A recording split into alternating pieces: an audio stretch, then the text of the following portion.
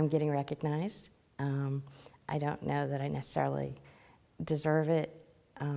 I've worked just like everybody else, and certainly there are some much more accomplished women in the industry. I've met some of the most interesting people and had the opportunity to work with some phenomenal people within the industry. And a lot of that came through InfoComm and getting involved. I learned early on that you get out of it what you put into it. So I got into the business by recruiting doctors. I was in charge of recruiting doctors for a big school of medicine, and we had a brand new room that was fully functional and all high-tech AV. And they asked who could spell AV, and I said, well, I could. They said, good, you're in charge.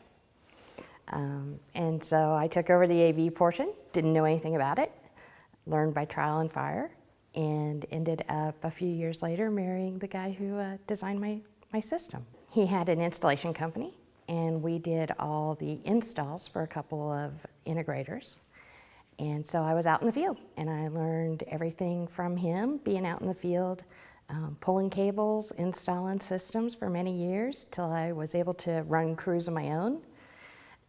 After that, we decided we wanted to have a family, and feast and famine, owning your own business didn't work with having a family, so we went to work for one of our biggest customers.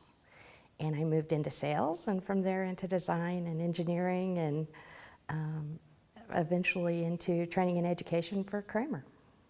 I hold my CTSD and my CTSI. I was one of the first handful of women to be able to achieve both. So I'm a big proponent of education and training, and certainly getting your certifications. I'm motivated in the industry because it's constantly changing.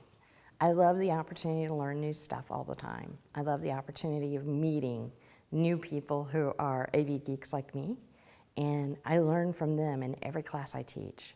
I'm always learning something new, and sharing those experiences is really the biggest motivator. When I started 15 years ago, there wasn't a direct path into the industry.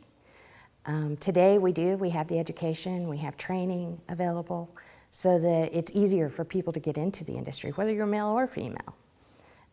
But there's certainly lots of opportunities. There's not many jobs within our industry that a woman can't do. So it's a wide open market.